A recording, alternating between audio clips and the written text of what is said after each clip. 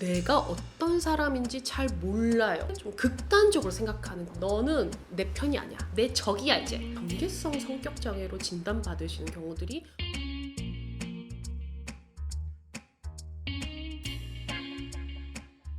안녕하세요. 정신과 의사 박수입니다. 오늘은 여러분께 조금 어떻게 보면 무거운 주제를 얘기할까 하는데요. 실제로 우리 주변에서 많은 분들이 이런 성격을 갖고 있고 이로 인해서 힘들어하는 분들이 많더라고요. A라고 하는 25살의 어떤 여성분이 계셨어요.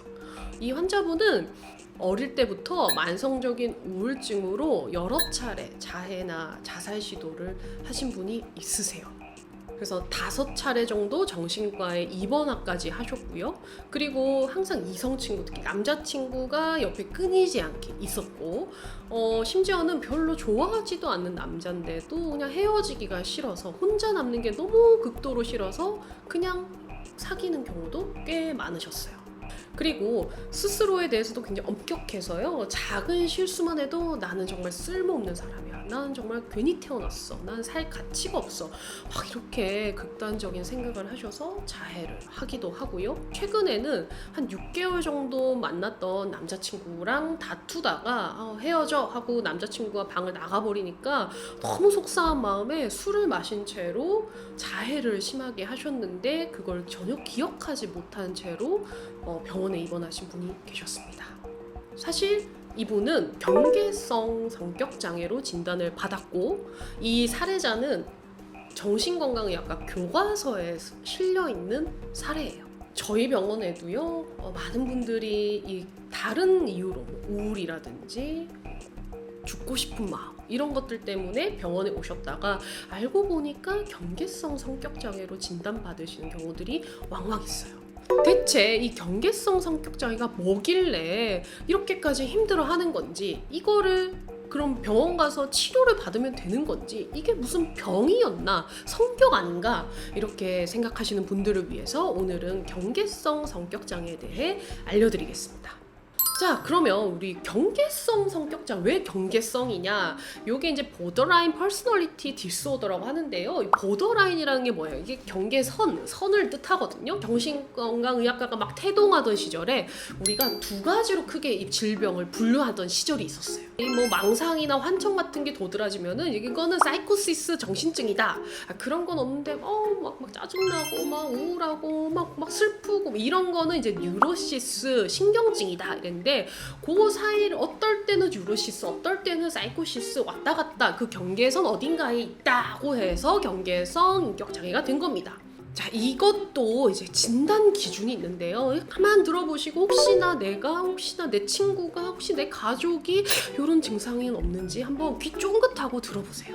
그리고 다음에 나오는 여러 가지 증상들 중에서 한 5가지 이상이 해당되면은 우리가 진단을 내려볼 수가 있어요. 첫 번째가 버림받지 않기 위해서 미친 듯이 노력한다.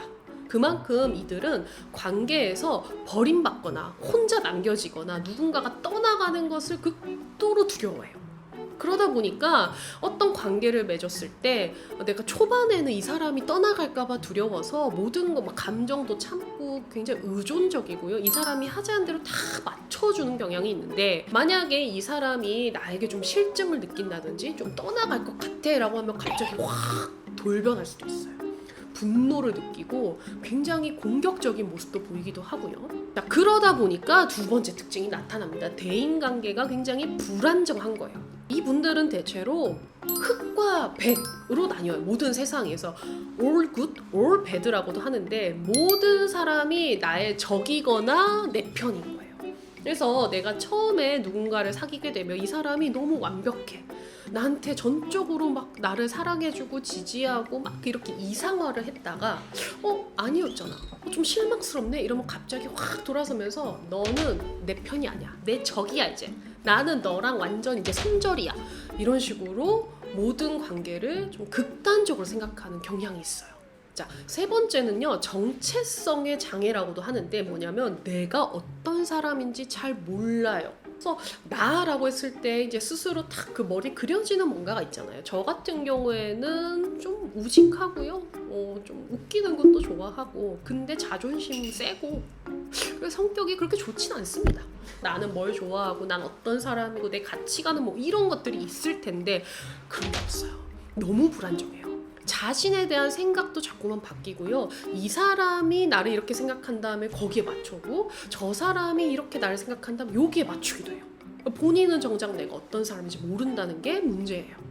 네 번째는 굉장히 충동적인 행동을 합니다. 근데 그 충동성이 때로는 위험하기까지 해요. 예를 들면은 뭔가 폭식을 막 한다든지 갑자기 엄청나게 막 소비를 한다든지 아주 드물지만 뭐 이게 도벽같이 뭔가를 훔치기도 해요. 그리고 막 약간 성적으로 그런 친구가 아니었는데 막 문란해지기도 하고요. 막 이런 것들이 있을 수가 있습니다. 그 다음에는 반복적으로 뭔가 자살 시도를 한다든지 자해를 하는 경우가 있어요.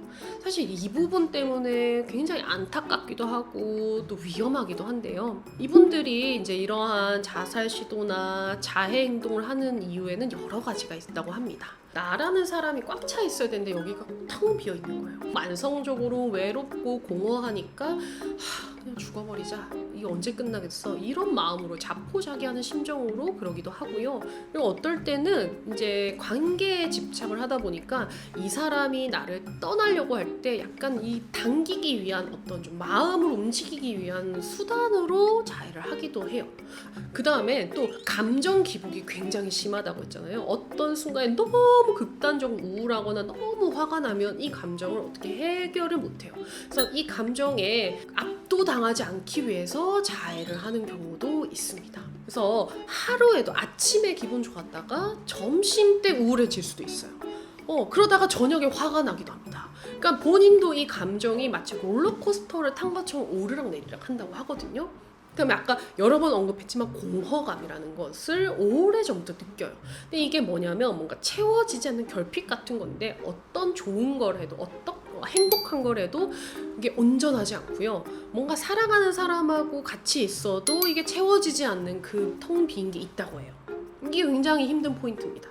그다음에 분노 조절이 어려운데 이제 갑자기 화가 탁 치밀어 오르면은 막 사람이 같이 확 돌변해요. 공격적인 모습을 하기도 하고요.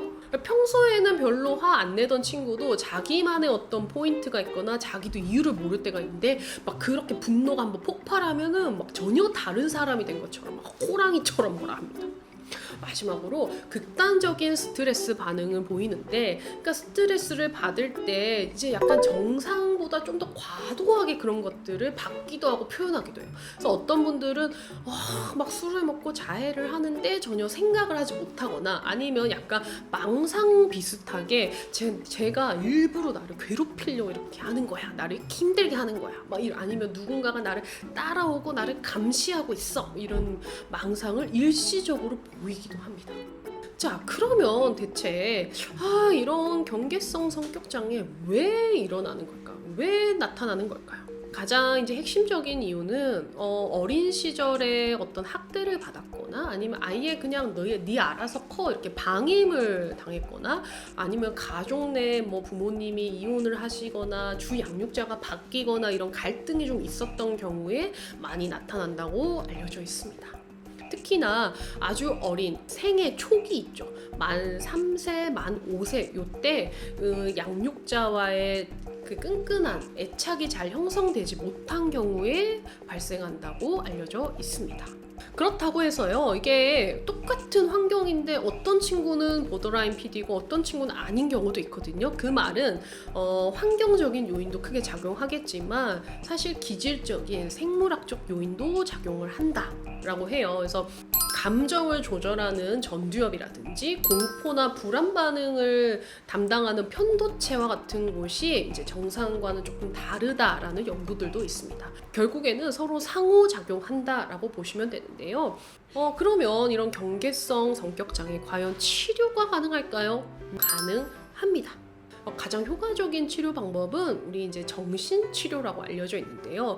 치료자와 이제 1대1로 충분한 시간에 이제 면담을 하는 건데, 치료자와 이제 하루 이틀 하는 게 아니라 뭐 1년, 2년, 길게는 진짜 한 10년을 하시는 분도 봤는데, 이 면담을 통해서 자기 스스로가 어떤 사람인지, 내가 어떤 양육 환경에서 자라왔고 내 애착이 어떤 유형인지, 그래서 내가 대인관계에 왜 이렇게 집착을 하는 건지 뭐 이런 것들에 대해서 하나하나씩 알아가는 과정이에요.